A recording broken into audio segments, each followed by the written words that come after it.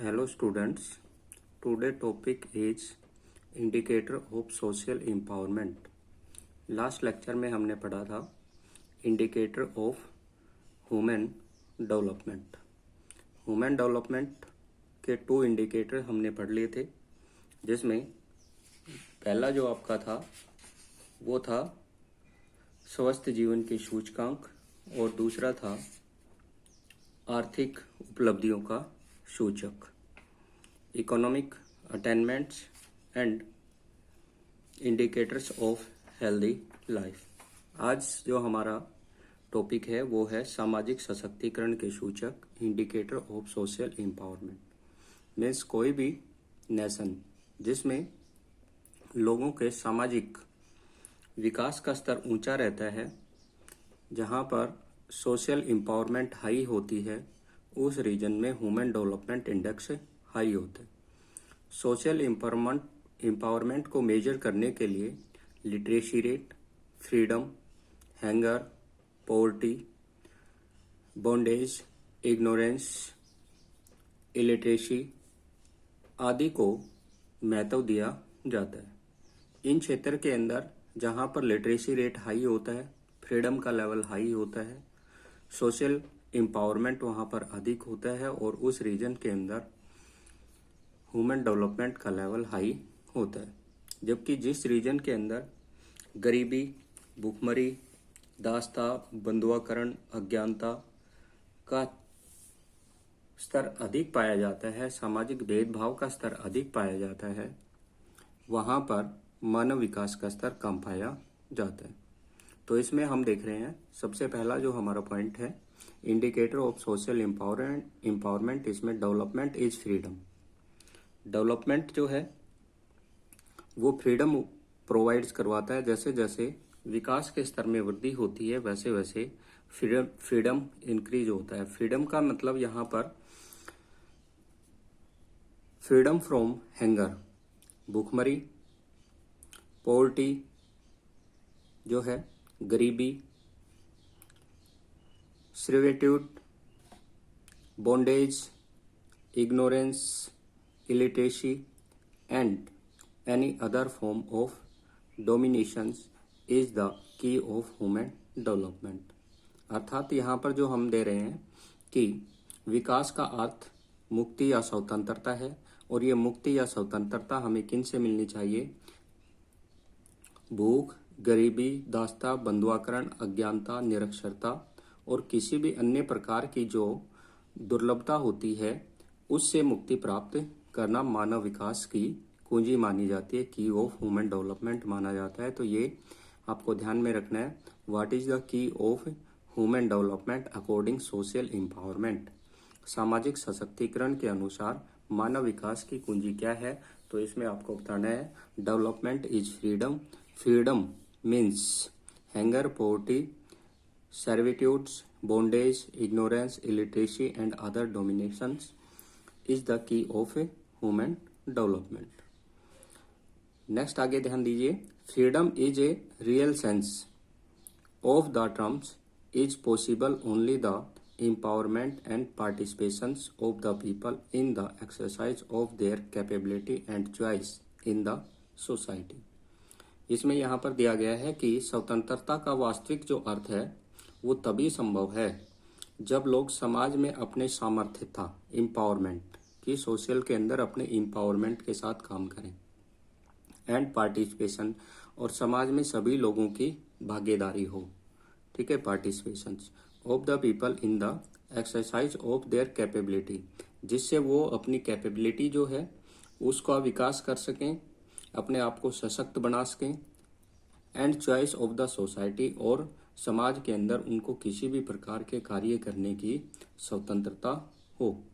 तो वो इस प्रकार की जो सोशल डिसएडवांटेज होती हैं, सामाजिक जो बुराइयां होती हैं, उन सामाजिक बुराइयों को समाप्त करके और लोगों को उनकी कैपेबिलिटी को इंक्रीज करना, सोशल पार्टिसिपेशंस के अंदर उनका रोल होना, एम्पावरमेंट सशक्त होना और उनके चॉइस के जो अपॉर्चुनिटीज हैं, अवसर हैं, उनमें वृद्धि होना। ये सब चीज़ें कब आती हैं? जो हैंगरी, पॉवर्टी, सर्विट्यूड्स, बॉन्डेज ये हैं, ये समाप्त कब होते हैं? जब हमारे माइंड का लेवल इंक्रीज होता है, हमारे जो नैरो थिंकिंग होते हैं ये दूर होते हैं, और ये नैरो थिंकिंग जो दूर होते हैं ये दूर होते हैं हमारे लिटरेसी से, शिक्षा से। Literacy is the beginning of access to such a word of knowledge and freedom.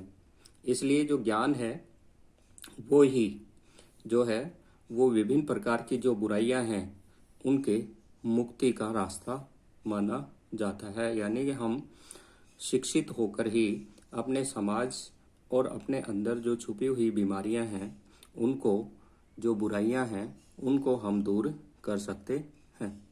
तो ये आपको इसमें ध्यान रखना है। Indicators of social empowerment means होता है डेवलपमेंट इन फ्रीडम, और फ्रीडम जो है वो हमें जो सामाजिक बुराइयां हैं, गरीबी, दास्ता, भुखमरी, बंधुआकरण आदि हैं, इनसे मुक्ति प्राप्त करना ही फ्रीडम है। और ये फ्रीडम हमें रिसीव होता है, वो आता है लिटरेसी से, शिक्षा से, नॉलेज से।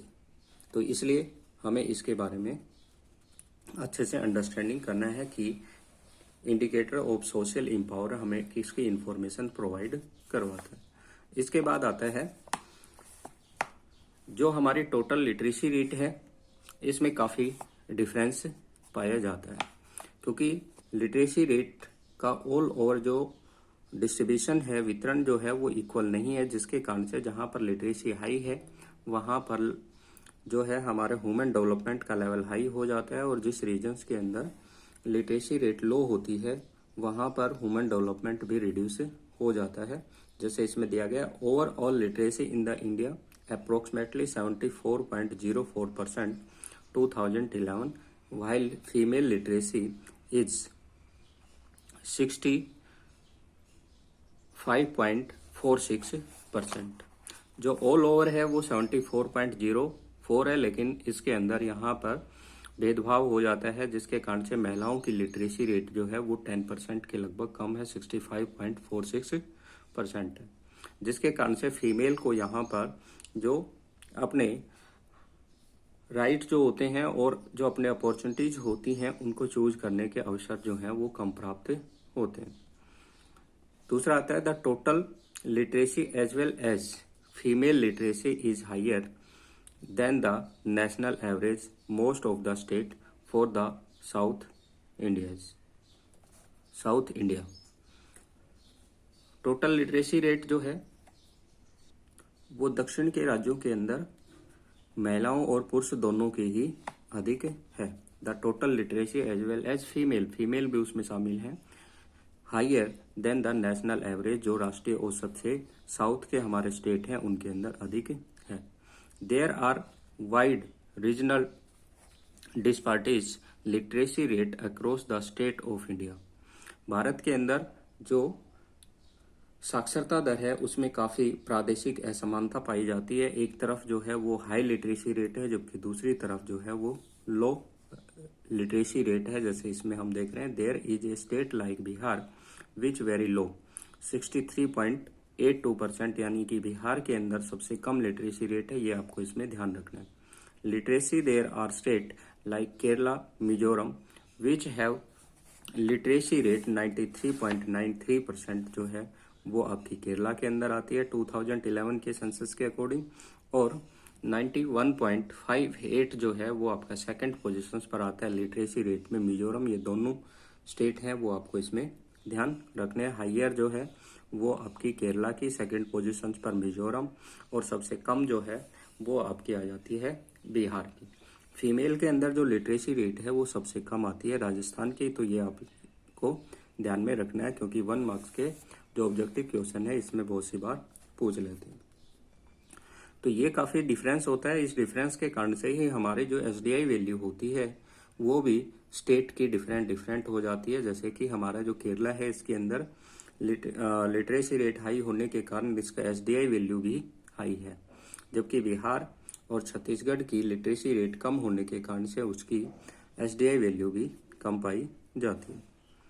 Apart from the special variation percentage of literacy in the rural areas among marginalized sections of our society such as female schedule caste, schedule tribe, agriculture labour etcetera is very low.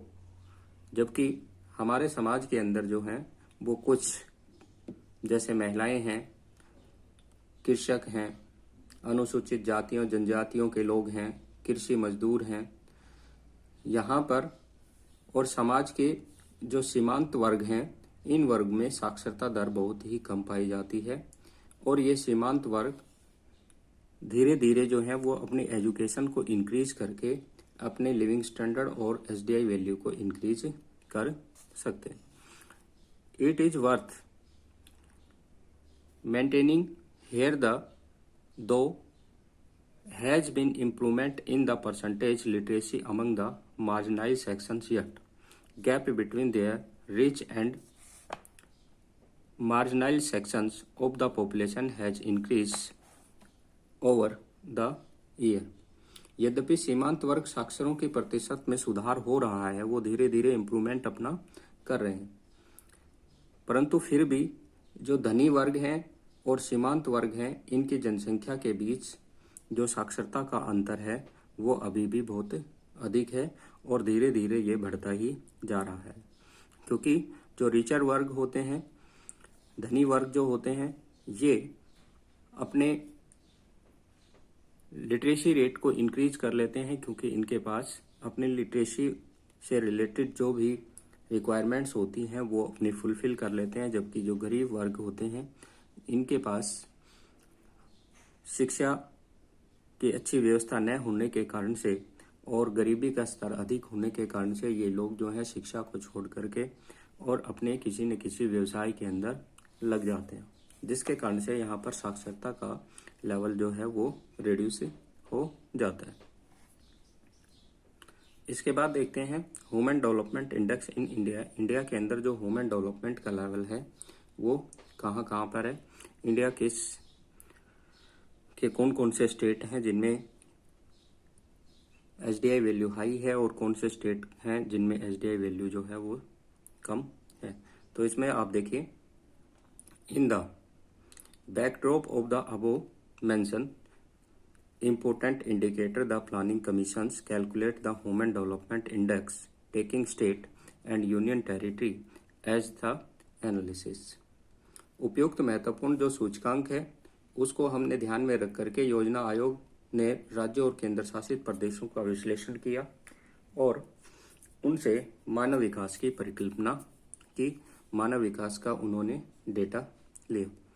India has been placed among the countries showing medium human development. ये हम पीछे पढ़ ही चुके हैं कि हमारा जो rank है वो वर्ल्ड के अंदर मीडियम कंट्रीज के अंदर आता है, जहां पर मीडियम ह्यूमन डेवलपमेंट इंडेक्स है। 189 कंट्रीज के अंदर जो हमने 2017 के अंदर डेटा लिए थे वो 189 कंट्री थे, जिसमें इंडिया का जो रैंक था वो 130 था। तो इस प्रकार से हमारा जो रैंक है वो मीडियम कंट्री के अंदर आता है, लेकिन हमारे जो स्टेट हैं इनमें भी काफ़ी डिफरेंस पाया जाता है। स्टेट के अंदर आपको टेबल के अंदर मैं दिखाता हूँ, ये आप देखिए जो हमारे इंडेक्स लिए गए हैं अभी वो पुराने हैं बहुत ही, तो उन्हीं को हम कंपैरिजन करें क्योंकि एनसीईआरटी की बुक के अंदर ये ही डेटा हमारे पास अवेलेबल है। इन डेटा के अंदर आप देखिए केरला जो है वो आपका फर्स्ट पोजीशन पर आता है। केरला का जो ह्यूमन डेवलपमेंट इंडेक्स है, ह्यूमन डेवलपमेंट जो वैल्यू है वो 0.790 है, जो फर्स्ट रैंक के ऊपर आता है। इसके साथ ही सेकंड पोजीशंस पर आपका दिल्ली आता है, ये आपको ध्यान में रखना है 0.750। ये जो डेटा लिए गए हैं हमने 2007 और 8 के लिए गए हैं, यही अभी हमारी एनसीईआरटी बुक में चल रहे हैं, तो इनको आपको ध्यान में रखना है। ये जो वैल्यू है ये ध्यान रखना है, इनकी पोजीशन है ये ध्यान में रखनी है। उसके बाद जो है वो आपका हरियाणा जो है वो 9th पोजीशंस पर है, 0.552 इसकी एसडीआई वैल्यू है, जो मीडियम के अंदर आते हैं। इसके बाद जो है वो लोवेस्ट के अंदर आपका छत्तीसगढ़ आता है। छत्तीसगढ़ के अंदर सबसे कम एसडीआई वैल्यू है 0.358 और सबसे एसडीआई जो रैंक है उसके अंदर ये सबसे लास्ट पोजीशन पर आता है। तो हाईएस्ट पोजीशन पर केरला है और लास्ट पोजीशन पर आपका छत्तीसगढ़ आता है। तो ये आपको इसमें ध्यान रखना है। ये आपके मैप के अंदर क्वेश्चन फिलिप करना आ सकता है। Which country has the which state has the highest SDI value, which state has the lowest SDI value. तो ये आपको भरना है केरला और छत्तीसगढ़। इसके बाद आते हैं इसके अंदर कि हमारी जो एसडीआई वैल्यू में जो डिफरेंस आता है वो किस किस के कारण से आता है। इसमें आप देखिए कि कुछ ऐसे रीजन होते हैं जिसके कारण से एक स्टेट के अंदर एसडीआई वैल्यू हाई हो जाती है और दूसरी में एसडीआई वैल्यू लो हो जाती है। There are several socio political, बहुत सारे जो हैं वो सामाजिक, राजनीतिक, इकोनॉमिक, आर्थिक and historical reasons for such a state of affair. Kerala is able to record the highest value in the SDI largely due to the impressive performance in the achieving near 100% literacy। इसके अंदर जैसे दिए गए हैं कि कुछ ऐसे सामाजिक, राजनीतिक, आर्थिक और ऐतिहासिक कारण उत्तरदायी होते हैं जिसके कारण से कुछ क्षेत्रों के अंदर एसडीआई वैल्यू हाई और कुछ में कम हो जाती है। जैसे केरला के अंदर जो है मानव विकास सूचकांक उच्चतम मूल्य पर है और क्योंकि यहाँ पर लिटरेसी रेट जो है वो 100% को अचीव कर चुकी है। In a different scenario, the state like Bihar, Madhya Pradesh, Odisha, Assam and Uttar Pradesh have very low literacy।